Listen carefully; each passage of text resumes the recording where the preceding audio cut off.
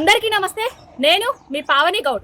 సిగ్గు లేదా జీడి గింజ అంటే నల్లగున్నా నాకేం సిగ్గు అన్నట్టుగా ఉన్నది తెలంగాణలోని గుంపు మేస్త్రి పరిస్థితి.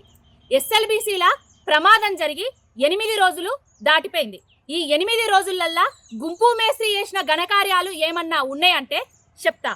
చాలా ఉన్నాయి.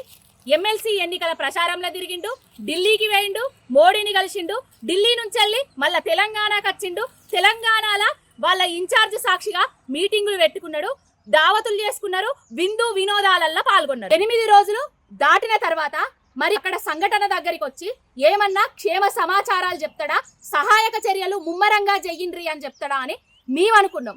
ఇప్పుడు అక్కడికి పోయి ఏం చెప్తాండయ్యా అనంటే, హరీష్ రావు దుబాయ్కి వేయండు, హరీష్ రావు పాస్పోర్ట్ ఇవ్వాలి, హరీష్ రావు తగ్గిండు, హరీష్ రావు దుమ్మిండు, హరీష్ రావు వంగిండు, హరీష్ రావు ఉరుకుతాండు, విందు వినోదాలల్లో పాల్గొంటాడు అని ముచ్చట్లు చెప్తాడు.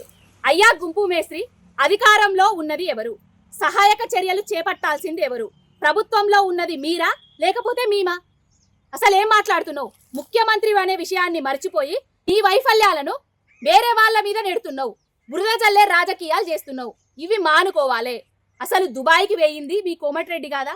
విందులు వినోదాలు విహారాల్లో పాల్గొని చేపల పులుసు తిన్నది మీ కోమటిరెడ్డి కాదా?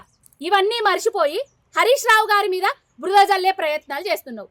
తెలంగాణ ప్రజలు చాలా విఘ్నులు. నువ్వు ఈ 14 నెలలల్లా అధికారంలోకి వచ్చి నువ్వు ఏమేం ఘనకార్యాలు చేస్తున్నావో, తెలంగాణ రాష్ట్రాన్ని ఏ విధంగా నిండా ముంచుతున్నావో ప్రతి ఒక్కరూ గమనిస్తూనే ఉన్నారు.